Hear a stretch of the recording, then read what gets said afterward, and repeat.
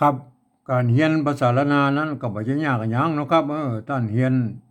อักขระนะครับมันก็คือตัวอักษรนะครับในภาษาไทยเรียนไม้เนี่ยมันก็คือสระนะครับในภาษาไทยนะนี่ๆๆเอา2อย่างนี้มาผสมกันกันตามหลักการของภาษาละนานะครับมา7วัน1เดือนท่านก็อ่านออกเขียนได้แล้วนะครับมันยากก็มันยากอันนี้มันบ่ใช่เรื่องยากครับ อันที่เรื่องมันยากนั่นก็คือว่านี่ถ้าเราจะเอาไปอวดให้คนอื่นในฮู้ในหันตัวเราเนี่ยอันนี้มันยากกว่านี้แหละครับเห็นไหมเพราะว่าภาษาละนาวของเรามันเป็นภาษาที่มันตายไปแล้วนะครับเปิ้นอ่านออกเขียนได้แล้วคนมีน้อยนะครับมีน้อยคนน่ะที่ไปอ่านออกเขียนได้เนี่ยเพราะฉะนั้นการที่เราจะเอาไปโชว์คนอื่นในฮู้ในหันตัวเราเนี่ยนะโทษที เราจะต้องไปใช้ภาษาอื่นๆน่ะมาเทียบเคียงเป็นภาษาละนาวของเรานะก็เนี่ยอันที่มันภาษาที่มันใกล้เคียงภาษาละนาวของเราหน่อยก็คือภาษาไต้น่ะภาษาไทยน่ะนี่ๆมันเกิดมาจากที่เดียวนะครับนี่ๆแต่ที่ป้อขุนรามคำแหงเนี่ยนี่ๆๆมันแยกไปทางใต้หน่อยเจ้าอโยธยาพวกก็มาแปลงเป็นอักษรไทยน่ะมาแยกมาทางเหนือน่ะนั้นหมู่ละนาพวกก็เอามาแปลงเป็นอักษรละนาน่ะนี่ๆๆมันก็ เกาเงามันมีที่เดียวกันนะครับมันที่เดียวกันนะมันแยกมาบ่ได้นะครับไอ้2ภาษานี่นะมันยังบางคำนะครับมันยังออกเสียงเหมือนกันอยู่นะครับออกเสียงเหมือนกันนะถึงแม้จะใช้การเขียนคนละแบบกับจ้างเด้อเห็นไหมมันก็คล้ายๆกันนั่นละแต่มันก็ออกเสียงเหมือนกันก็ยังมีนะครับเห็นไหมเนี่ยมันก็จะแตกต่างกันเป็นบางคำเห็นไหมมันก็แล้วแต่สำเนียงน่ะสำเนียงไปทางไทยนั่นพวกก็ไปทางแบบหนึ่งเห็นไหม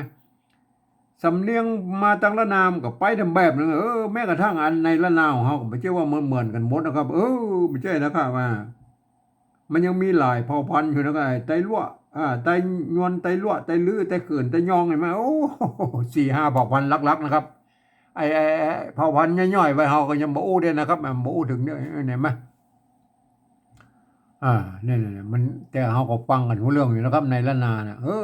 นะหรือเราไปฟังภาษาไทยมันก็รู้เรื่องอยู่นะครับบางคำอะมันก็อู้กันเหมือนกันนะมันก็ออกเสียงเหมือนนะเห็นไหมมันก็พอรู้เรื่องกันอยู่นะครับเห็นไหมเนี่ยๆครับก่อนที่เราจะเอาอันภาษาไทยเนี่ยมาเขียนอันสะกดเขียนเป็นภาษาล้านนาหรือเป็นห้องปริวัติเนี่ยนะครับเราไปกอยในโลกนี่ก่อนนะครับเพิ่นใหญ่ใดกันพ้องนะครับเราไปดูใกล้ๆเนี่ยน่ะเวียดนามน่ะเนี่ยๆ อันภาษาเวียดนามนั่นนะครับอันโบราณแล้วเพิ่นใช้อันภาษายึกๆยือๆเหมือนภาษาจีนนั่นนะครับนั่นๆไม่ใช่ไม่ใช่เหมือนบัดเดียวนะครับเนื่องจากอันเพิ่นมีสงครามกันยาวนานก็200-300ปีนะเด้อเพิ่นสู้รบกันมาตั้งแต่ไอ้สงครามเดียนเบียนปูนั่นนะครับเนี่ยฝรั่งเศสว่ะใช่ไหม มาจนถึงไอ้สงครามเวียดนามแบ่งเวียดนามเหนือเวียดนามใต้นะที่อันอเมริกันเข้ามาอันอืมมาช่วยรบกันนะมันก็เนี่ยมันยาวนานเพราะผมมีเวลาที่จะถ่ายทอด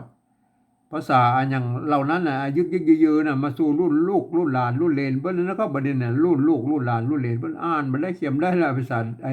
แบบนั้นน่ะยึกๆยือๆน่ะพวกก็เลยหันไปเอาอันอักษรอาราบิกน่ะก็มาเขียนเป็นภาษาของเพิ่นนี่นะ ไปใส่จุดใส่หมวกใส่ขีดอะไรอย่างมั่วสะปะสะเบ้เอาไปใส่เอาจนได้นะบ่เพื่อให้มันได้ตามเสียงของเพิ่นน่ะเห็นไหมไอ้จุดหมวกขีดนั้นมันก็คือวรรณยุกต์นั่นแหละครับเห็นไหมวรรณยุกต์น่ะเนี่ยคือมันได้เสียงนั้นเสียงนี้เนี่ยเนี่ยมันก็เป็นอย่างนั้นแหละเนี่ยอันนี้คือลักษณะของปริวัติภาษานะครับก็คือยืมภาษาอื่นๆเนี่ยมาเขียนเป็นภาษาเปิ้นนะครับแล้วก็ อันปริวัตินั่นน่ะคือเปลี่ยนแปลงน่ะนิดๆหน่อยๆนะเพื่อให้มันได้ตามเสียงว่านะอันนี้เนี่ยคือลักษณะของปริวัติเขาไปกว้านในยุโรปแล้วครับอย่างเช่นฝรั่งเศสเยอรมันน่ะโปแลนด์น่ะยูเครนรัสเซียเนี่ยโครเอเชียเนี่ยหรือยุโรปตะวันออกน่ะเนี่ยเปิ้นก็ใช้อันการปริวัติภาษากันทั้งนั้นนะครับเปิ้นจะยืมอักษรอาราบิกเนี่ยไปเขียนเป็นภาษาของเปิ้นนะครับอ่าไปใส่จุดพ่องก็มี2จุดก็ยังมีแล้วก็บางทีก็หมวกก็มีหมวกโครเอเชียมันเป็นหมวกปิ้นมันปิ้นกลับง่ายขึ้นไปนะหมวกเวียดนามมันหุ้มลงอะเป็นกรุ๊ปเวียดนามกรุ๊ปอันของโครเอเชียมันง่ายขึ้นอันนี้มันก็แล้วแต่อันไผจะประดิษฐ์อัน เครื่องหมายอะหยังมาใส่เนาะครับเนี่ยเพิ่นฮ้องว่าปริวัตินะครับปริวัตินี่มาเอาไปก่อนในอังกฤษแล้วครับอังกฤษนี่ไปน้ำลายแล้วนี่เพิ่นจะเอาอักษรอาราบิกมาเขียนเป็นภาษาของเพิ่นน่ะแบบอันโล้นๆน่ะเพิ่นมาใส่สักอย่างนะครับเนี่ยๆๆเพิ่นมาใส่สักอย่างโล้นๆอย่างนั้นล่ะแต่เพิ่นมีกฎเกณฑ์อยู่ว่านะก็สามารถผ่านเสียงไปเลยนะครับเอาตามบริบทเลยนะครับแม่นเนี่ยคำเดียวกันนะไปอยู่ในประโยคคำถามก็เสียงแบบเป็นประโยคธรรมดาก็เสียงแบบเนี่ยก็แล้วแต่นะเขียนบนกันนะเห็นไหมพันได้ละกันได้หลายๆเสียงมันก็เหมือนภาษาละนาวของเฮายุคต้นๆเนาะครับยุคต้นๆน่ะก็คือมันมีไม่เอกไม่โทคือไม่เหยาะไม่ขอจ้างนั่นแหละก็เนี่ยก็พันกันได้หลายๆเสียงเหมือนกันได้แม่เนี่ยมันก็เป็นอย่างนั้นมันเนี่ยอันนี้คือลักษณะของปริวัติภาษาในโลกนี่นะครับเห็นไหมเนี่ยมันเป็นอีเห็นไหมครับก่อนที่เฮาจะเอาภาษาไทยน่ะมาเขียนเป็นภาษาละนาวของเฮานะเฮาควรจะมีหลักการก่อนนะครับที่มันยึดถือนะเนี่ยไม่ใช่ว่าเอา10คนก็เอาเขียนมาปั๊บเอาภาษาไทยมาเขียนก็ออกมา10แบบนะครับเนี่ย100คนก็เขียนออกมาก็100แบบเนี่ยมันก็อ่ามันบ่มีหลักอันหยังยึดเนาะครับเนี่ยผมเองนี่ผมเอาหลักของอันสภาวัฒนธรรมมหาวิทยาลัยเชียงใหม่นะครับเพิ่นตกลงกันไว้เมื่อปลายปี28ครับเนี่ยครับเพิ่นตกลงกันไว้ว่าอย่างงี้นะครับอันการที่จะเอาภาษาไทยมาเขียนเป็นภาษาละนาหรือที่เพิ่นฮ้องว่าปริวัตินั่นน่ะครับเห็นไหมเพิ่นบอกว่ากระทำได้อยู่3แบบหรือ3รูปแบบนะครับแบบที่1เพิ่นจะเอาไว้สะกดเขียนนั่นน่ะบันทึกในหลักศิลาจารึกเอกสารสำคัญในโบราณนะครับเห็นไหมเพิ่นจะเอาอักษรไทยเนี่ยไปเทียบเอามาทุกอักขระนะครับทุกไม้นะทุกเครื่องหมายนะเนี่ยแม้กระทั่งไม้กงไม้กังไหลไม้มั่วที่มันอยู่ในภาษาละนานะเพิ่นจะเอามาหมดนะครับเห็นไหมเนี่ยเป็นการปริวัติแบบละเอียดนะก็เนี่ยเฮาบ่ล้วงเข้าไปถึงอันอันข้างในแล้วเฮาบ่พอแล้วเฮาไม่ได้ใจนะก็เฮาเอาแค่แบบที่2นี่ก็พอนะครับแบบที่2เพิ่นว่าอย่างงี้นะครับยืมเอาอักษรไทยมาปรับเทียบให้เป็นอักขระละนาทั้งบนปูนนี่แล้วก็ประกอบกรรมขึ้นมาแบบภาษาไทยผสมผสานกันไปนะครับบางครั้งไม้ก็หรือสระเนี่ยของไทยของละนามันบ่ตรงบ่ตัดกันคือมันบ่เหมือนกันนะครับเห็นไหมเพิ่นบอกว่าบูรณะคำศัพท์ได้หน้าตามันออกแบบไทยๆนะเนี่ยแต่เวลาอ่านนะท่านจะนึกถึงว่าไอ้หันตัวอันแบบนั้นน่ะไทยๆน่ะมันต้องอ่านเป็นอักขระละนาน่ะต้องหันเป็นอักขระละนานะอย่างเงี้ยเนี่ยท่านเห็นว่าเป็นตัวอ้ออ้างนะครับเนี่ยอันถ้ามันประกอบอยู่ในอันภาษาปริวัติแบบแบบที่2นี่แล้วนะเห็นไหมเพิ่นบอกว่าอันนี้ต้องอ่านเฮาเป็นตัวอะนะครับตัวอะต้องเป็นภาษาละนาเนี่ยมันเป็นเหี้ยเห็นไหมคนทั่วไปมาอ่านแล้วมันจะเข้าใจผิดนะครับมันจะเผลิดไปนะครับเผลิดเจิดจ้าดไปนะครับเนี่ยมันเป็นคนทั่วไปนี่ต้องไปอ่านในแบบที่3พุ่นเดี๋ยวค่อยอุ้มครับไอ้เรื่องแบบที่3น่ะเฮาเอาแบบที่2นี่ก่อนนะครับแบบที่2มันว่าอย่างงี้นะครับเห็นไหมเนี่ยเนี่ยอันเนี่ยอันนี้เนาะตัวเฮามาดูเลยนะตัวยะนะครับอันนี้ตัวยะนั่นน่ะตัวยะอันตัวยะนี่เพิ่นเอาอย.มาเทียบแล้วครับอันเนี่ยอย.นะครับอย.นะตัวยะเห็นไหมเนี่ยตัวยะนะครับเพิ่นเอามาเทียบกันตั้งแต่โบราณนั่นนะครับยะเนี่ยอย.เนี่ยที่เป็นตัวยะเนี่ยน่ะไม้กานะครับไม้กาเนี่ยอันไม่เยาะโทษทีไม่เยาะไม้กาไม้กาอันนี้เพิ่นอ่านว่ายานะครับยาเนี่ยยาเนี่ยอ่านว่ายานะเป็นออกเสียงยอยักษ์ไทยอยู่ยาอย่างยากเห็นไหมแม้กระทั่งอย่างนี้ก็มีเนี่ยอันคำว่าอันเนี่ยเห็นไหมอ่าเนี่ยแม้กระทั่งคำว่าอันนี้เนี่ยอันนี้ยาใช่ไหมเนี่ยแม้กระทั่งคำว่ายาเนี่ยเพิ่นก็ยังใจยาข้างอันอย่างเนี่ยไอ้เตืองเตียนอย่างเตืองเตียนเตืองเตียนเตืองเตียนเตืองเตืองเตียนยาข้างเตืองเตียนขางยาขางไม่ใช่ยาข้างนะยาขางยาขางเตืองเตียนเนี่ยยาขางนะยาขางนะครับอันนี้เนี่ยเอาไปเนี่ยเอาไปก่อนเนี่ยอันเนี้ยเนี่ยภาษาเก้าเงาพวกนั้นเนี่ย เย็นนั่นแหละเย็นเห็นไหมเนี่ยห้างเย็นนั่นแหละห้างเย็นตัวยะนะบนใจตัวยะบนออกเสียงยอยักษ์ไทยนะเย็นนะห้างเย็นนะห้างเย็นงาจ้างเย็นงาจ้างนอเฮ็ดเข้าเยิงเนี่ยเยิงนี่มันเนี่ยอันนี้ตัวยะเยิงนี่เนี่ยเย็นเยิงนี่ไหมเยิงนี่ไหมอันนี้อ่านเสียงยอยักษ์ไทยเย็นเยิงนั่นเนี่ยเยิงออกเสียงอันยอยักษ์นาเนี่ยนะเขาไปก้อยไอ้ตัวยอเนี่ยเยอะๆเนี่ยมันที่เขาปะอยู่ในมันเนี่ยตัวยอตัวเนี่ยเห็นไหมอ่าเนี่ยเอาไปก้อยแล้วนั่นเนี่ยมันจะว่าเนี่ยผู้ยิงผู้ยิงเป็นได้เอาเห็นไหมกันอย่างนั้นก็ว่าไปนะผู้ยิงนั่นเนี่ยเปิ้นไปใจไม่กี่นะมันจะยิงเนี่ยมันไม่ใจไม่กี่นะเห็นไหมโบราณเปิ้นใจไม่กี่นะไม่กี่ตัวสะกดตัวหญ้าเห็นไหมเนี่ยตัวหญ้านะครับผู้ยิงเป็นได้ไม่ใช่ผู้ยิงนะก็มันไม่ใช่นะผู้ยิงผู้ยิงเป็นได้นะก็เอาอย่างนั้นเนี่ยไม่เอาไปก้อยตัวต่อไปแล้วครับเห็นไหมที่ปนใจตัวเนี้ยนะเนี่ยเห็นไหมเนี่ยอุ่นนั่นแหละอุ่นกินอันเนี้ยหายนะอันนี้เนี่ยหายอุ่นกินหายอันนี้อย่างตัวกะไหมอ่านว่ากัดนะครับกัดเสียบกัดเสียบยึ่งกัดเสียบยึ่งตัวใหญ่มันยึ่งอันนี้ไม่เกลือไหมไม่เกลือเห็นไหมพวกเราไม่กี่เราไม่200เขียนตรงกลางยึ่งไข่อันเสียอย่างเสียงแลเสียงแลได้ไข่ได้เสียงแลยึ่งได้เสียงแลนั่นเห็นไหมกัดยึ่งกัดเสียบยึ่งได้เสียงแลเนี่ยมันเป็นเนี่ยยึ่งนะครับยึ่งเห็นไหมเป็นยอนะครับเอาไปดูตัวเราไปแล้วก็อันตัวหญ้าน่ะเนี่ย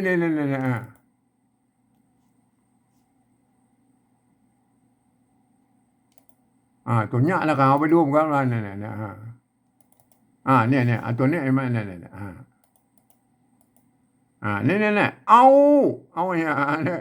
เกี่ยวน้อยเนี่ยตัวมันมีไม่ย่อเนาะเกี่ยวน้อยเกี่ยวหลวงหลวงเกี่ยวหลวงเกี่ยวน้อยเกี่ยวหลวงเห็นไหมไอ้หลวงเนี่ยเพิ่นเอาตัวว่าไปทางบนนั่นนะโบราณว่าโบราณเหี้ยวนะเหี้ยวหมูเห็นไหมเหี้ยวตัวหญ้าเห็นไหมไม่เกี่ยตัวว่ามีไม่เกี่ยบนตัดไม่เกี่ยออกกันเหี้ยวนะมันมีไม่ย่อกันเหี้ยวหมูเหี้ยวยอนะเหี้ยวออกเสียงยอนะกันเนี่ยตัวหญ้าเนี่ยเพิ่นยืมตัวยอยักษ์มาเทียบเป็นตัวหญ้านี่นะครับเห็นไหมท่านก็โปรดกันนั้นโปรดเฮืออันนั่นพองนะครับอันเนี้ยเอาเป็นรุ่มตัวแล้วเฮือมันแน่ใจเปิ้น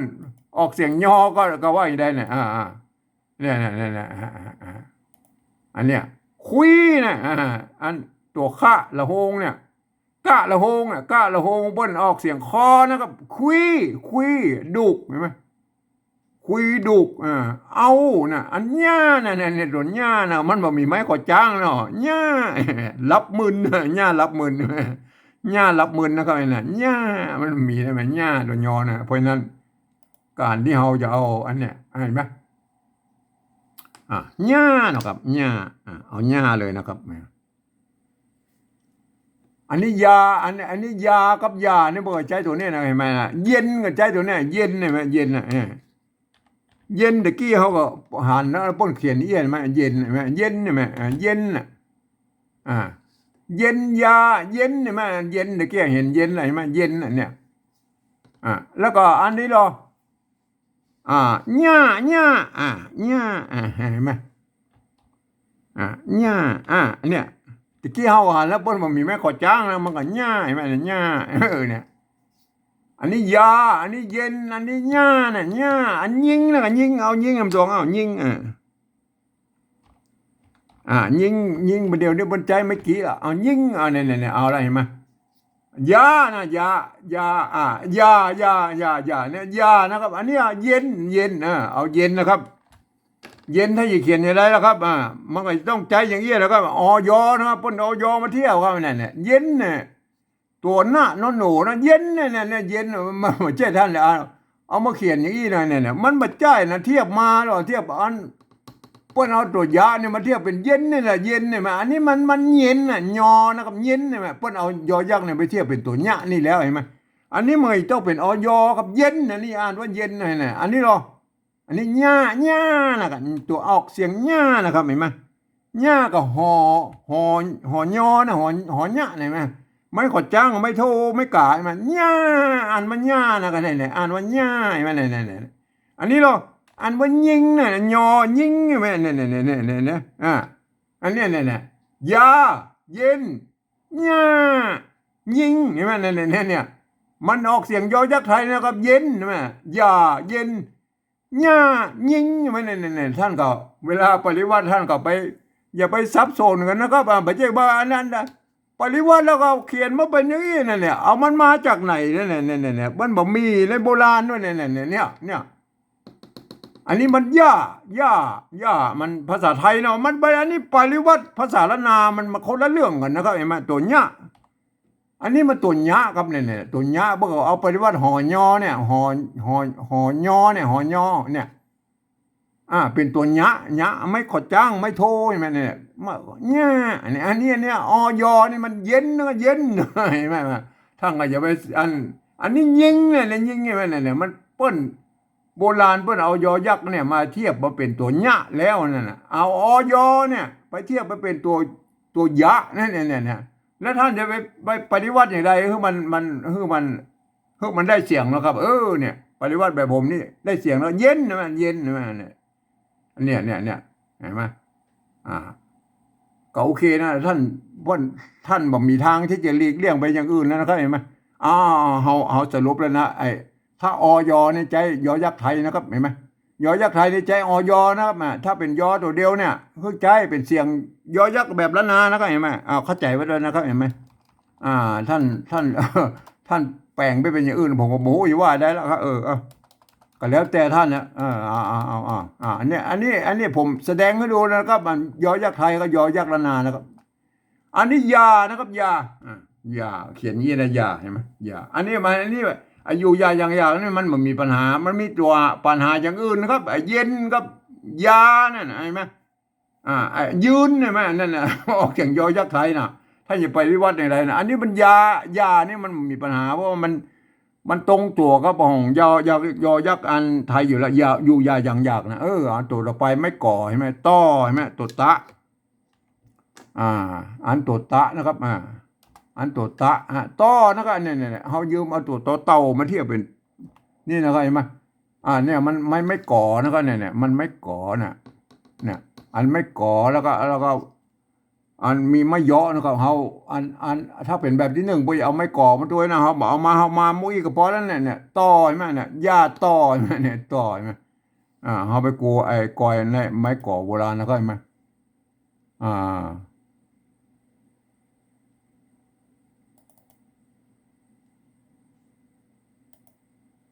ไม้ก่อโบราณไม้ก่อของไปไหนแล้ว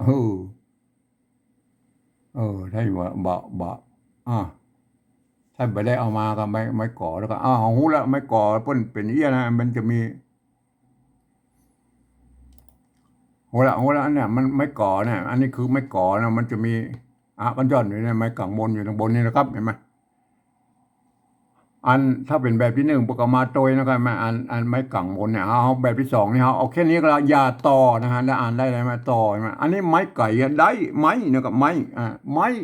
ม้ตัวไม่ไก่ตัวมะไม่ขอจ้างเนี่ยเขาไม่รู้ไม่ไก่อันโบราณแล้วกันไม่ไก่โบราณพวกยี่เห็นไหมอันไม่ไก่โบราณเห็นไหมเนี่ยไม่ไก่โบราณเปิดเขียนตัวอี้นะครับเนี่ยเปิดก็บ่ได้วงไปวงมาเนี่ยเปิดเขียนไปกูดแล้วขึ้นไปหน่อยแล้วก็มาตวัดกันหน่อยใช่ไหมเนี่ยอันนี้มาเดียวเฮามันมาเขียนยี่แล้วมันก็วงไปทางไก่เพื่อมันงามๆหน่อยก็สุดแล้วแต่นะก็มันก็พัฒนาอันนี้คือไม้ไก่โบราณเมื่อเขียนอย่างนี้เนี่ยมือใบปิดปิ้วเนี่ยโอเคนะตัวต่อไปแล้วครับเนี่ยอันเนี่ยไม้ไก่โบราณปกติมีตัวเอียนไหมสลีกันใจไหมไม้ไก่ไหมท่านก็ดูนะไม้ไก่โบราณนะมันเป็นยี่นะครับโอเคนะครับอาหารโบราณไม้ไก่ไม้นะครับไม้อันนี้เรา ตัวตะนะครับตัวตะเยอรมันตัวทอทหารมาเป็นนะไม่กาไม่กาวงอันนี้ไม่กาวงตัวงะเอาไปดูไม่กาวงเลยนะครับไม่กาวงเอาไปดูไม่กาวงกันนะครับเห็นไหมอ่าเนี่ยไม่กาวงเนี่ยเห็นไหมตัวตะเนี่ยตกตาใช่ไหมตกตาอันนี้มันอย่างน่ะมันมืดเลยกินตกตากินตีนมือต้อมต้อมต้อมตกตากินตีนมือโอเคต้อมไม่กล่าววงเลยตัวตาเนี่ยนะครับเอาไปดูอันเนี่ยมันตัวแล้วเนี่ยตัวทะเนี่ยตัวทะมันก็ใจไม่กล่าววงนะครับปนใจไม่กล่าววงนะครับเห็นไหมเนี่ยตัวทะทาตุจักทาตุจักเนี่ยทาตุจักอันนี้อย่างมหันแล้วก็อันเนี่ยมันมืดเลยไอ้ดองเหล้าทาตุจักไข่หน่อยนะถ้าทาตุจักไข่ถ้าอยากไข่ก็ว่าอย่างนี้ไข่แน่นี่มันตัวขาหางยาวนั่นเนี่ยไข่บนใจตัวขาหางยาวทาตุจักไข่ดองเหล้าเอาเนี่ยปากเนี่ยเอาอย่างนี้ปากยาก็ว่าไปนะครับทาตุจักไข่ดองเหล้าเนี่ยทานั่นเนี่ยทามันมาจากภาษาบาลีหน่อยทาตุนะไม่เนี่ยทามันใจไม่กล่าววงนะครับเห็นไหมเอาไปดูตัวต่อไปแล้วก็เนี่ยตัวกะละหงนะกะละหงเนี่ยกะละหงนะเห็นไหมอันนี้ตัวกะละหงเนี่ยเพิ่นอ่านว่าตัวคอนะขานั่นน่ะยาเนี่ยนะอันนี้มันอันอย่างตัวสะไม่เกี่ยตัวอันเสียงแล้วก็ยาเสียงกาเสียงอันอย่างเสียงคาเสียงข้าเสียงขาเสียงเนี่ยยาเสียงอันนี้ตัวคาหน่อยนะคาอันนี้ตัวกะละหงเนี่ยเพิ่นอ่านเป็นใส่ไม่กล่าววงไหมคานะครับไหมโอเคนะครับเอามาดูแค่นี้ก็พอแล้วโอเคไม่กล่าววงนะตัวต่อไปมาตัวบะเนี่ยตัวบะใช่ไหมตัวบะหรือตัวปะป้อมนั่นไหมเครือมากใช่ไหมอันนี้ตัวมะเนี่ยไม่ชัดนี่เป็นแตนตัวกะอยู่ในรูมเครือมากบ้านี่มันเสมือนว่ามันมีไม่ขอจ้างละบ้ามากบ้าเครือจุ้งจาลิงใช่ไหมตัวจะมันมี2 ตัวอยู่ในนี้ครับ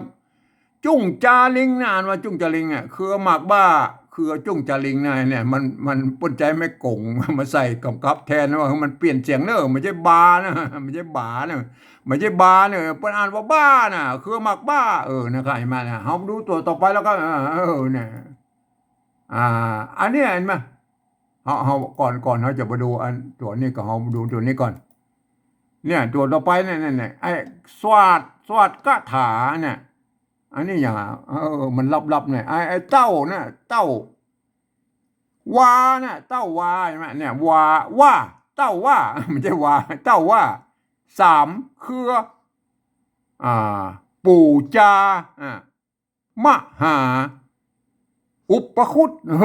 นี่มันเป็นอย่างนั้นนะว่านะเต้าว่านะให้แม่เต้าว่าปนใจไม่กล่าววงไอ้ตัวว่านะไงมั้ยครับอันเนี่ยแล้วยังแม้กระทั่งไอ้ตัวนี้แม้กระทั่งตัวนี้ไหมเห็นไหมแม้กระทั่งตัวอันข้าหางยาวเนี่ยไอ้ตัวข้าหางยาวตัวข้าไอ้มาพวกกันนึกว่าเป็นสมัยนั้นน่ะมันเป็นตัวข้านะครับตัวกะนะตัวกะมันใจไอ้ไม่กล่าววงอีกแล้วอันนี้ในเฮาก็เจออยู่ว่าไอ้ตัวข้าหางยาวเนี่ยปกติใจตัวอันไม่กล่าววงเลยมันเนี่ยปินดำคำแสนใช่ไหมปินดำคำแสนใช่ไหมเนี่ยซิกเก้าโป่งโป่งเข้าน้อยโป่งเข้าน้อยเก้าโป่งเข้าน้อยโป่งเข้าน้อยนะกับโป่งเข้าน้อยนั่นแหละคำแสนน่ะปินดำคำแสนนั่นบนใจไม่กล่าววงเลยนะท่านก็ไอ้เรื่องไม่กล่าววงนั้นท่านก็ไปทบทวนเลยนะไอ้เนี่ยตัวตะนะครับเฮามันป้นจะใจไม่กล่าวน้อยกันแล้วนะเฮาจะไปว่าป้นอะไรมาเนี่ยมา เพราะอย่าใจไม่กล้าน้อยก็เขาก็จะไปว่าพวกนั้นก็ไม่เนี่ยเขาไปปะอยู่เนี่ยไม่กล้าน้อยมันเนี่ยถ้ามันเป็นอย่างนี้ไหมเนี่ยบ้านเนี่ยบ้านเห็นไหมบ้านก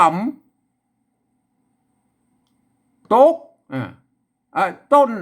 ต้นบ้านกำต้นฝนต้นฝนน้ำอันนี้มันถิงน้ำถิงกินอันเนี้ยตายไหมเนี่ยตาหายเนี่ยตาหายเนี่ยอันนี้นะตัวตายไหมเนี่ยปนใจไม่กล้าน้อยไหมเนี่ยไหมบัดเดียวก็ไปบัดต้องไปว่ากันนะก็ไผ่ใจไม่กล้าน้อยไม่กล้าวงนะแต่มันอนุโลมกันก็แล้วกันว่าอันตัวบะนะตัวข้าตัวกะตัวกะหรือบะเนี่ยนะตัวท่าตัวตะตัวท่าตัววะนะครับไปแม่แล้วก็อันแทมั่มตัวก็คือตัวข้าหางยาวเนี่ยเพิ่นมีหลักฐานอยู่โบราณเพิ่นก็เขียนนะครับท่านก็ไปเข้าใจนะหรือว่าเพิ่นใจไม่กล้าน้อยก็สุดแล้วแต่เป็นบางที่นะครับมันสลดสลัมมากับท่านจะไปว่าเพิ่นนะครับมันก็ใจกันได้นะครับเฮาโหแล้วนะไม่กล้าเรื่องไม่กล้าวงนะครับไม่กล้าน้อยนะใช่ไหมอันนี้เราปายตัวปะตัวละไม่กล้าหังเนี่ยปายนะประนานว่าปายไม่ใช่ปลายนะตัวปะเนี่ยมาเปิ้นอ่านตัวอันตัวปะอย่างเดียวตัวละนี่เปิ้นมาอ่านนะครับเอาไปกอยโบราณแล้วก็เห็นไหมเอาไปกอยในโบราณนะครับอันนั้นเนี่ย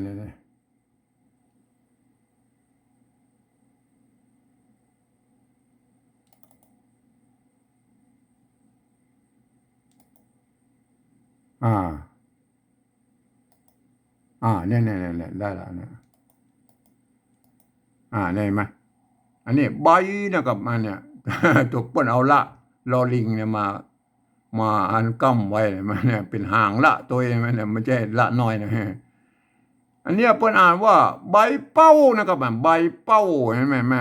มันอ่านเป่าก็ได้อ่านเป้าก็ได้อ่านเป้าก็ได้นั่นเปิ้นใส่ไม้ซัดเนี่ยมันกับไว้มันเป็นไม่โกนะครับก็เปิ้นอ่านว่าใบเป้าตองแตกเนี่ยตองแตกว่องมันเป็นอย่างนี้ใบเป้านะครับใบเป้าเขาไปโกนตัวแล้วครับอันนี้เนี่ยอันนี้นี่มาเห็นไหมพวกเอาละมากั้มเห็นไหมหางละมันเนี่ยเป็นหางละกั้มก็ยังมีได้ไหมอันนี้อย่างนาดใช่ไหมตัวนะนาดน้ำนาดน้ำเป่ามันเหมือนใหญ่เป่าเลยเนี่ยมันเป็นเป่าเลยมันเป่าก็ได้เป่าก็ได้ตั้ง3ผีเสื้อใช่ไหมเนี่ยเป่าน้ำเป่ากับน้ำเปล่าน้ำบาดาลนั่นแหละน้ำเป่าใช่ไหมน้ำเป่าใช่ไหมมันภาษาไทยภาษาละนาปัจจัยร่วมกันมานานแล้วมันท่านบอกต้องว่าไอ้เป่าก็มีด้วยก็มีอย่างกันเนี่ยเปิ้ลกับใจกันมาตั้งโบราณเลยนะเห็นไหมนาดน้ำเป่าตั้ง3ผีเสื้อเนี่ยก็ว่าไปเนี่ยก็เนี่ยท่านก็เข้าใจนะก็จบอันตัวละที่เปิ้ลเอามากั้มเนี่ยมันกั้มเฉยๆนะเปิ้ลมาอ่านตัวละเนี่ยเปิ้ลอ่านว่าอันเป่าเฉยๆนั่นแหละเหมือนกันไอ้ตัวอื่นน่ะมันก็เหมือนกันนะครับมาก็ท่านก็โปรดเข้าใจไว้นะครับตัวเราไปนะครับยาเนี่ยเขาอูดเมื่อกี้ละยานะอันเนี้ยยาเนี่ยเขาอูดอันนี้ตัวจ้าไม่กู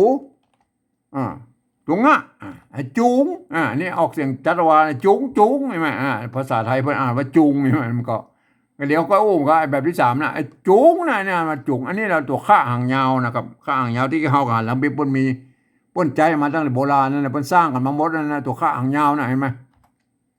ใจตัวคอคนมาเทียบเป็นตัวข้าหางยาวนะตัวว่ากั้มนะครับมันตัวว่ากั้มมีหลายตัวนะมีคุยมีไข่อย่างพวกอันว่ากั้มเนี่ยว่ามากั้มเนี่ยควายนะควายไม่กาตัวเนี้ยควายไปนั่นไม่ไก่ตัวปะปนอ่านว่าไปนั่นตัวปะใช่ไหมเอาปะพอพานมาเป็นตัวปะเนี่ยก็ไอ้ตังเขาก็โอ้เรื่อยๆตัวตะนะยืมตัวทหารมาไม่กาสระตัวงะแล้วหน้านะครับอันนี้หน้าโทษทีตัวนะตัวนะไม่ก็จ้างอันไม่กะหน้า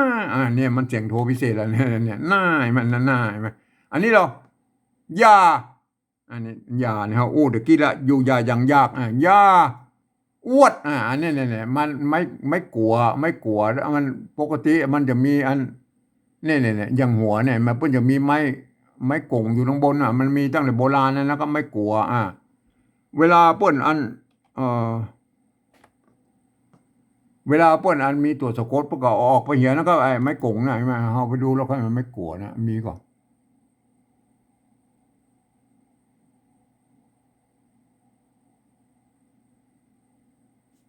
อ๋อบ่มีก็เป็นเนี้ยอันเป็นไม้กลัวนะครับเฮาฮู้ไว้แล้วนะครับเห็นไหมอันเนี้ยเนี่ยมันเนี่ยอย่างหัวเนี่ยไม่กลัวอันนี้คือไม่กลัวนะครับเห็นไหมเวลามีตัวสะกดไอ้ตัวดะเนี่ยสะกดเนี่ยเปิ้นเอาตัดไม้กงออกนะครับเห็นไหมอันนี้คือไม่กลัวโบราณ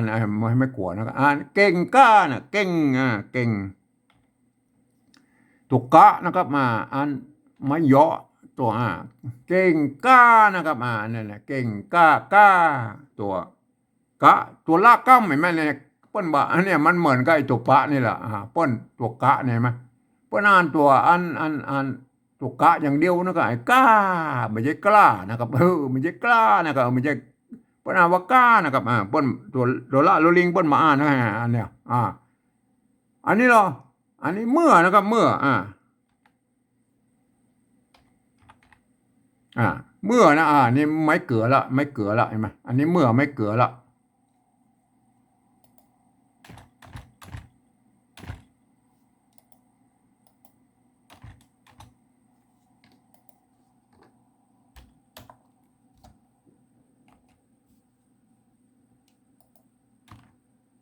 เมื่อนะครับเมื่อเขาไปดูอันโบราณก่อนนะอันไม่เกลือ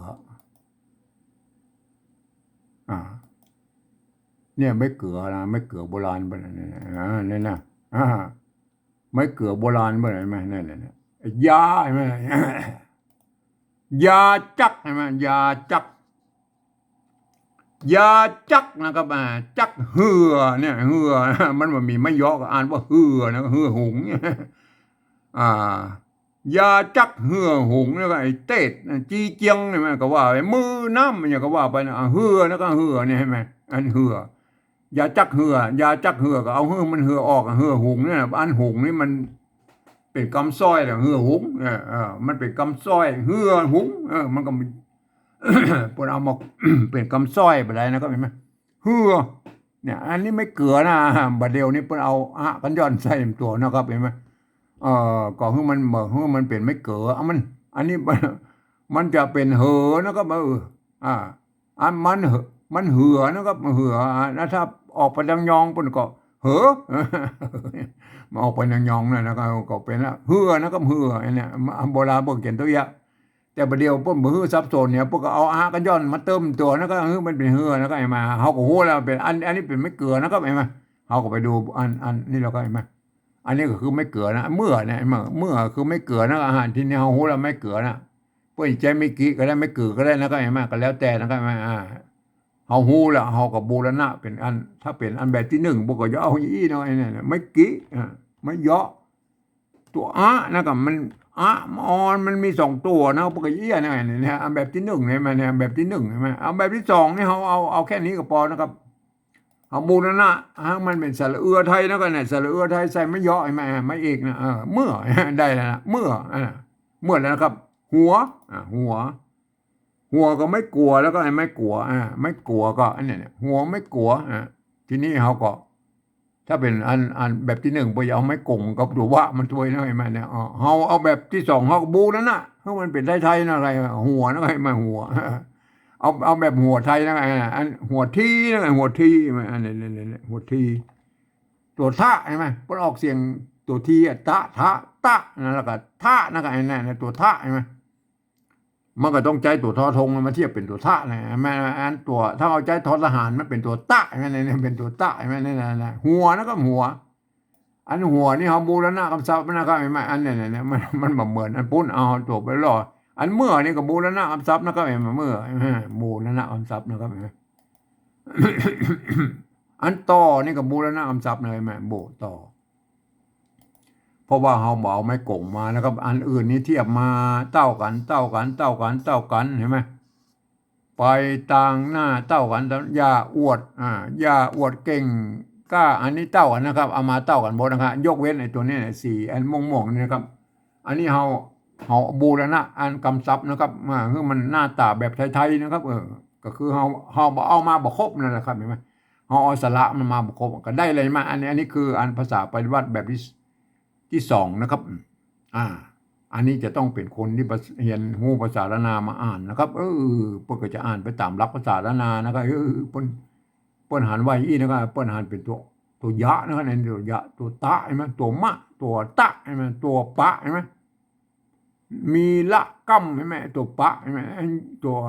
จะใช่ไหมเนี่ยเพื่อจะเห็นเป็นอันเนี่ยตัวข้าหางยาวเนี่ยเห็นไหม เพื่อจะหันมาเป็นอักษรละนานะครับเพื่อจะอ่านกันว่ายี่นะครับ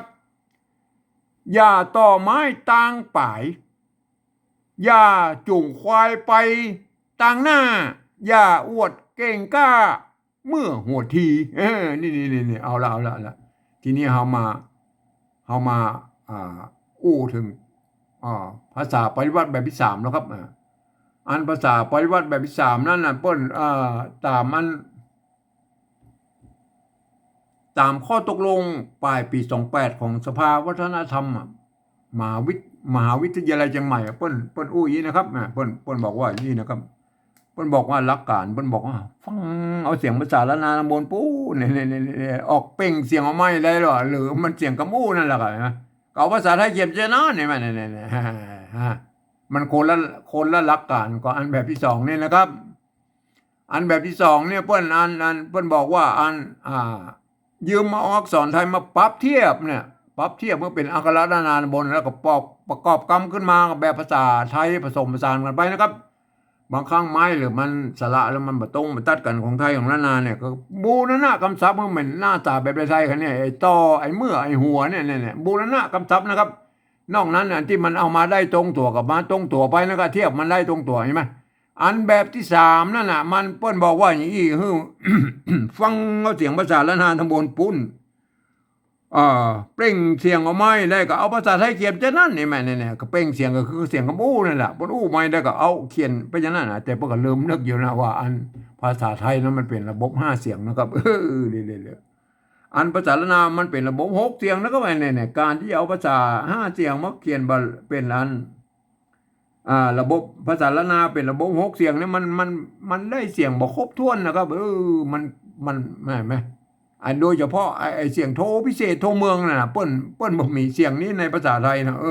เปิ้นก็เลยไปสร้างวรรณยุกต์เนี่ยเนี่ยท่านก็ไปดัดแปลงกันเอาเองนะครับโทษดิอันนี้มันก็ยังว่านะอย่างเนี่ยอย่างตัวเนี้ยก้าเนี่ยก้าภาษาละนาอันเนี้ย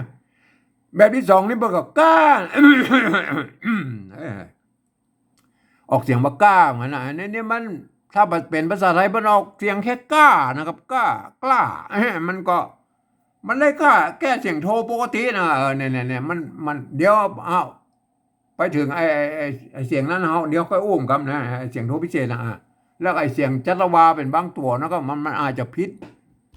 แบบของภาษาไทยไปหน่อยก็เขาก็มีข้อยกเว้นไปนะครับบางกฎบางอย่างเขาก็เอามาตัวนะครับเห็นไหมเขาก็จะเอามาเป็นบางอย่างนะมาเขาฟังเลยนะเอาหลักการจำอันถึงปัญหาแล้วนะเขาจะแก้กันทีหลังนะครับเขาฟังเป็นตัวไปนะครับอันนี้เป็นห้องว่าอันนี้เนี่ยยานะยาอันนี้เนี่ยยาอันนี้อันแบบที่สองนี่ก็ยานะเอายาไทยใส่นะครับเอายาภาษาไทยบางเขียนนะมันเต่าอันนี้มันยา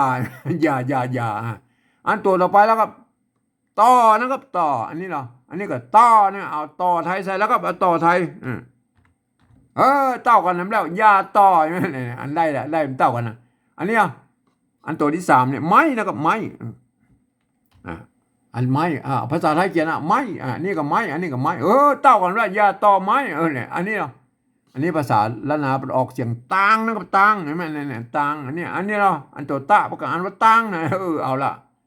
อันตังอะไรเขียนอย่างไรแล้วก็เอาโตเต้าเขียนแล้วก็มาเนี่ยเอาตังเนี่ยเขาสะกดเขียนให้ได้กับตังมันก็ได้อะไรมาเนี่ยอันเนี้ยอันนี้ปลายนะครับปลายอันนี้ตังนี่เขาบูรณะอันปริวัตินะครับไม่ใช่บูรณะปริวัติมันเหมือนอันเสียงภาษาละนาทางบนปุ้นนี่คือเอามัน อันละนาวเป็นใจตัวตะนี่มันบ่เหมือนกันบนบุญไหนนี่ตังนะยาอันนี้มันเต้ากันนะยาต่อไม้เนี่ยเสียงมันเต้ากันใช่ไหมอันนี้ตังเนี่ยตังนี่เขาบูรณะคำเสาแล้วนะอันปลายนะกันเนี่ยตัวต่อไปเปิ้นออกเสียงเปิ้นบ่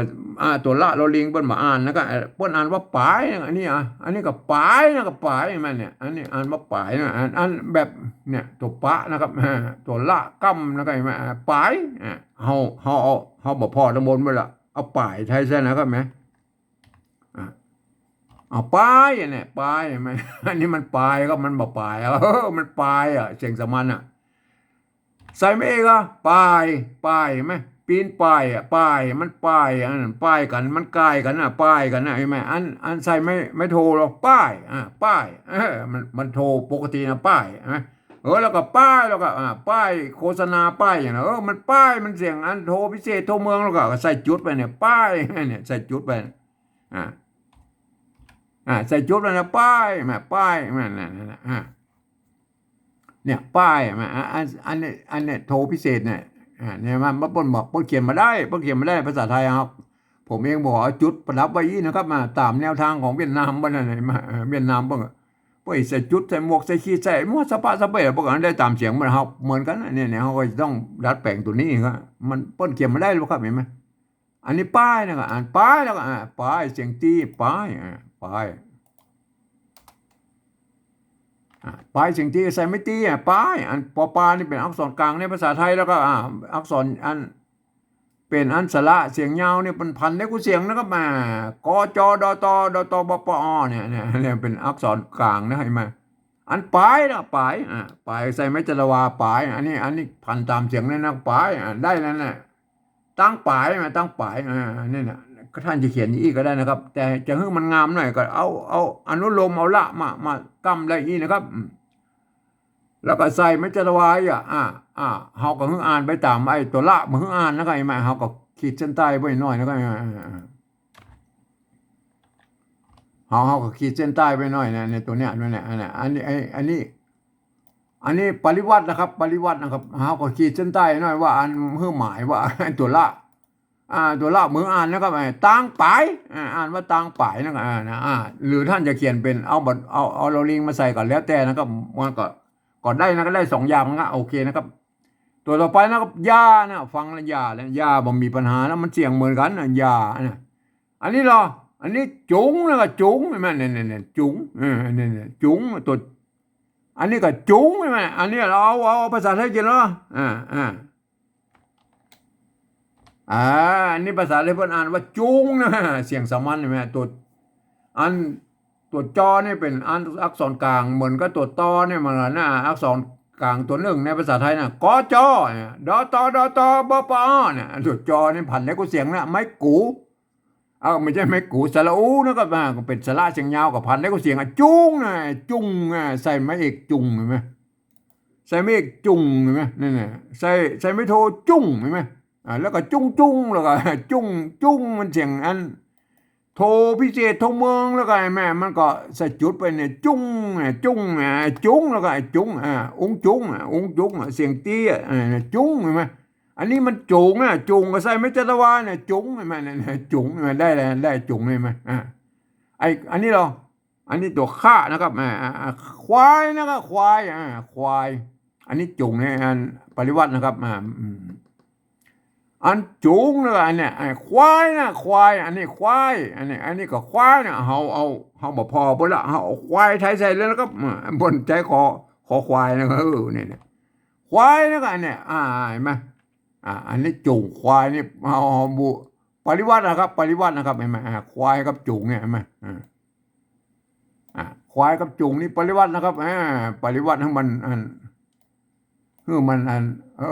มันได้ตามเสียงของภาษาละนาไหนแม่ควายนี่มันเขียนแบบภาษาไทยก็จริงแต่มันก็บ่เหมือนภาษาละนาเขาก็ปริวัตินะครับปริวัติมันเป็นตัวต่อไปนะครับไปนะครับไปอันนี้ประกาศว่าไปนะไม่ใช่ไผนะครับไปนะเอาไปไทยใส่แล้วครับเอาปอปลาเขียนให้มันประกาศไปได้ไหมเนี่ยไปไหมไปนะได้นะไปไหมเนี่ยบ่เหมือนน้ำบนบุญนะไอ้ตังนี่เขาก็อู้เลยเอาเต่าเขียนนะครับ ไม่สระอาตรงต่างอันนี้หน้านะครับนะไอ้ไปกับต่างนี่ก็ปริวัติเหมือนกันนะครับมันเนี่ยปริวัติที่มันได้ตามเสียงของ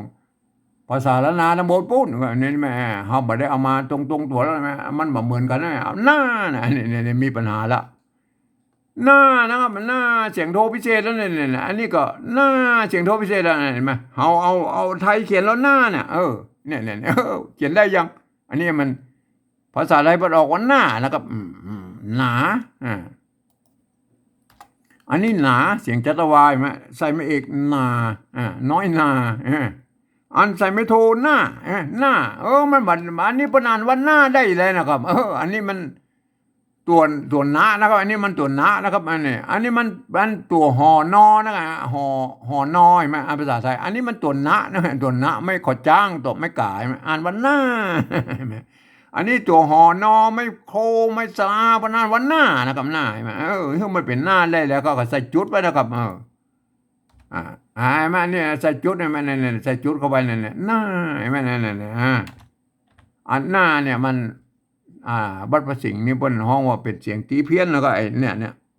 เปิ้นอย่าใจตัวเอียงนะครับเห็นไหมมันจะห้องว่าตีเพี้ยนโทเมืองโทพิเศษอย่างจ้างแล้วมันก็คือเสียง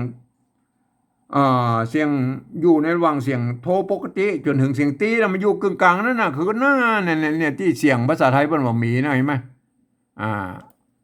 เนี่ยมันบ่มีนะภาษาไทยนะไอ้หน้าเสียงยาวเนี่ยนะครับแต่เสียงสั้นมีนะครับมันก็จะไปเทียบเท่ากับไอ้เสียงสั้นของภาษาไทยน่ะคือนกนะครับนบอย่างเงี้ยนะหน้านบเนี่ยมันระดับเสียงเท่ากันนะครับเห็นไหมเพียงแต่ว่าไอ้นักกับนบเนี่ยมันเป็นสระเสียงสั้นนะครับมันห้วนไอ้หน้าเนี่ยเป็นสระเสียงยาวเนี่ยอันเนี้ยเห็นไหมภาษาไทยเปิ้นอันเสียงตีเปิ้นบ่ใช่เท่ากันนะครับเสียงตีตายกับเสียงตียาวนะไอ้นกนะกับไม้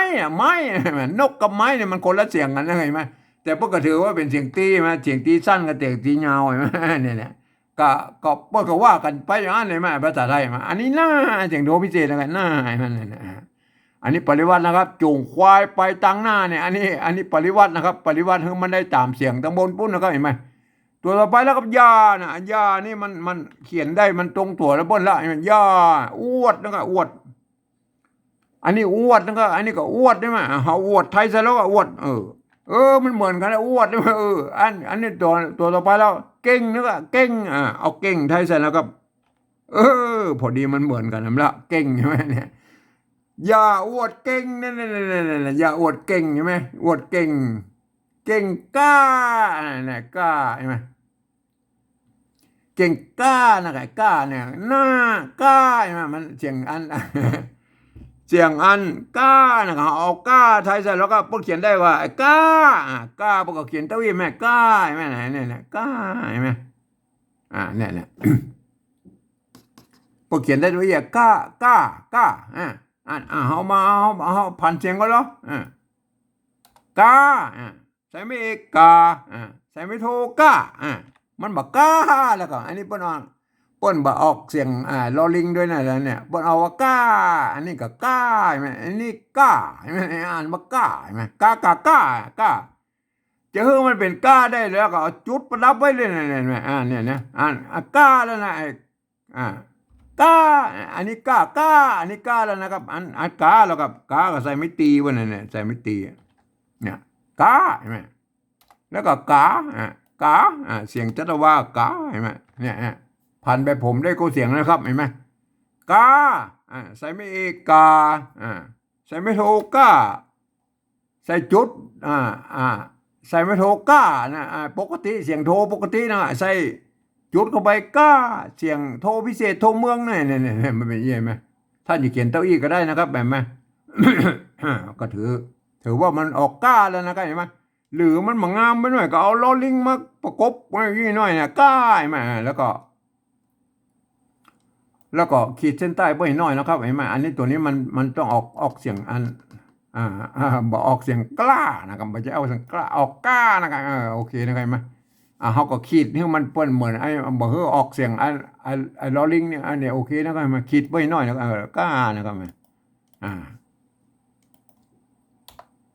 ตัวต่อไปแล้วครับ อันตัวต่อไปเปิดเมื่อนะครับเมื่อเนี่ยเมื่อนะครับอันเมื่อนะครับเมื่ออันนี้เมื่อนะครับเมื่อใช่ไหมอัน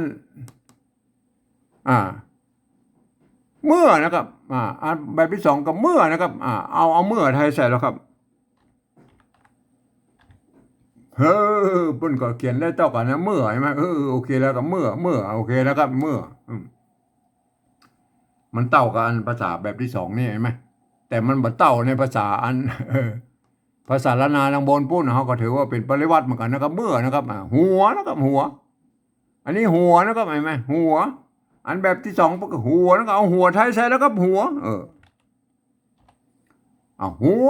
มันตรงตัวแล้วหัวเนี่ยนะครับหัวมันตรงตัวละหัวแล้วก็หัวโอเคแล้วครับถือว่ามันเต้ากันแล้วกันแล้วกันเนี่ยไอ้เมื่อกับหัวเนี่ยมันเต้ากับแบบที่สองเนี่ยแล้วก็ไอ้หัวอันออกเสียงเต้ากันแล้วก็โอเคเขาก็ไม่ต้องเขาก็ไม่ต้องปริวัติกันแล้วกันโอเคเมื่อหัวอันนี้ตัวต่อไปแล้วครับตัวสุดท้ายเป็นอ่านว่าทีนะครับเห็นไหมอันนี้เราตัวนี้ประกาศว่าทีแล้วก็เอาทีอันทีหัวทีเนี่ยเป็นเอาทอทหารเขียนแล้วในไทยนะเนี่ยหัวทีเพราะนั้นเขาก็โอเคนะมันเสียงเหมือนกันนะแต่มันเขียนต่างกันนะก็โอเคนะเขาก็ปริวัติไปหน่อยนะก็ใช่ไหมปริวัติเหมือนทีไทยใช่ไหมเมื่อหัวทีโอเคนะครับ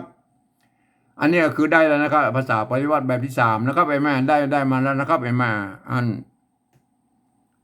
ก็อันนี้เป็นการปฏิวัติอันภาษาละนาแบบสำเนียงไตยวนเชียงใหม่นะครับท่านถึงแม้ว่าท่านจะเป็นฝรั่งมังค่าลูกที่ไหนมานะครับท่านมาเรียนภาษาไทยมาเรียบร้อยแล้วท่านก็มาอ่า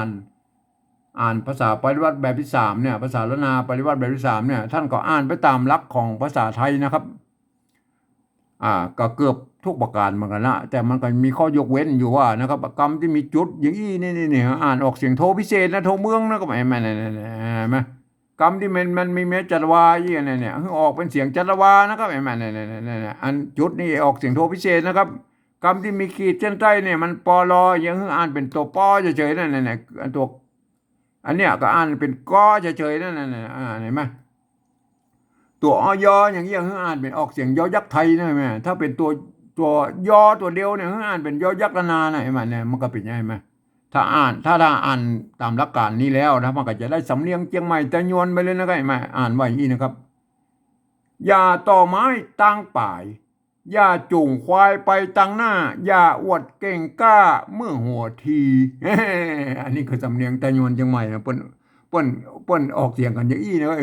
ไหมอันแบบที่สองนี่มันต้องเป็นคนที่เรียนรู้ภาษาละนามาอ่านนะครับพวกก็อ่านไปตามหลักการของภาษาละนานะอ่านเป็นตัวยะตัวตะตัวมะตัวตะตัวปะปะกัมตัวละใช่ไหมเนี่ยมันตัวจะใช่ไหมเนี่ยตัวข้าหางเงาเนี่ยเปิ้นจะอ่านเป็นตัวภาษาละนาแล้วก็เปิ้นจะอ่านกันว่าอีนะครับอย่าต่อไม้ตั้งป่ายอย่าจูงควายไปตั้งหน้าอย่าอวดเก่งกล้าเมื่อหัวทีเนี่ยอันนี้คือสำเนียงไตยวนเชียงใหม่นะครับสำหรับอันภาษาละนาทางบนพวกก็เขียนส่วนใหญ่แล้วพวกก็เขียนก็ได้ยี่นี่แม่อันนี้เนี่ยแต่มันกันอย่างว่านะมันละนาของเรามันมีหลายเผ่าพันธุ์นะครับอันไตยวนไตลวดไตลื้อไตเกินไตยองแม่พวกก็ถ่ายทอดภาษาของพวกมาตั้งแต่โบราณแล้วครับมันมีหลายรุ่นแล้วครับมันหลายเจนแล้วมันก็อย่างว่ามันมาถึงป่ายเนี่ยบางทีเขาไปหันนั้นป้นเขียนนั้นมันบ่เหมือนกันนะครับมันก็ยังว่ากับท่านก็จะไปว่าเรื่องนะท่านศึกษาให้มันแน่ท่องแท้ก่อนนะครับก่อนจะไปที่ไปว่าป้นเห็นไหมอันบางครั้งเนี่ยมาอย่างเช่นอย่างตัวเนี้ยมาตัวตะเนี่ยนะบ่ใจไม่กล้าน้อยก็ได้ไม่กล้าวงก็ได้เนี่ยมันก็สุดแล้วแต่นะมันก็เฮาไปหันจะไปว่าป้นนะครับเห็นไหมเนี่ยมันนั่นอันอย่างตัวอื่นๆนะเนี่ยตัวเมื่อเนี่ยไม่เกลือเนี่ยไปใจไม่กี้ก็ได้ไม่เกลือก็ได้นะกันแม่หรือจะใจไม่เกลือแบบอันตวัดห่างตรงกลางก็ได้ไม่สองน้อยแม่หรือเอาไม่เกลือแบบอันไม่กี้แล้วก็ตวัดห่างไปเลยอย่างอันนั้นก็คือไม่เกลือเหมือนกันก็สุดแล้วแต่อันเปิ้นจะเขียนแล้วก็ก็โอเคนะก็มาบางทีเปิ้นเปิ้นจะหัวทีเนี่ยเปิ้นใจตัวตะเขียนก็มีนะหัวตีหัวที อันนี้เขาก็มาว่ากันแล้วเอามาว่ากันนะเพิ่นจะเขียนอย่างไรก็มันสุดแล้วแต่มันสำเนียงของเพิ่นเป็นอย่างนั้นนะครับก็เขาก็โยนกันไปนะครับแต่เพิ่นก็อ่านกันได้นะครับเพิ่นก็อ่านกันได้ว่าไอ้นี่นะครับอย่าต่อไม้ตั้งป่ายอย่าจูงควายไปตั้งหน้าอย่าอวดเก่งกล้าเมื่อหัวทีอันนี้คือสำเนียงไตยวนเชียงใหม่นะครับเพิ่นจะออกเสียงกันอย่างนี้นะครับถ้าเป็นไตลื้อตั้งลำปางแปดน่านพะเยามันก็ไปแบบนั้นครับอันถ้าเป็นอันไตยองตั้งลำปูนมันก็ไปแบบนั้นก็เนี่ยท่านก็อันจะไปว่ากันนะครับเวลาอันนี้เป็นการปฏิวัติภาษาแบบไตยวนเชียงใหม่นะครับมันก็จะควรปฏิวัติกันอย่างนี้นะครับเนี่ยให้มันได้ตามเสียงของไตยวนเชียงใหม่เลยนะครับแม่เนี่ยไหมมันเป็นเยี่ยมท่านเป็นอันเผ่าพันธุ์อื่นๆก็ท่านก็จะไปคิดแล้วก็กันเอาเองนะครับผมก็บ่สามารถที่จะไปล่วงไปถึงท่านได้นะครับครับวันนี้ผมก็ขอบรรยายเพียงแค่นี้นะครับ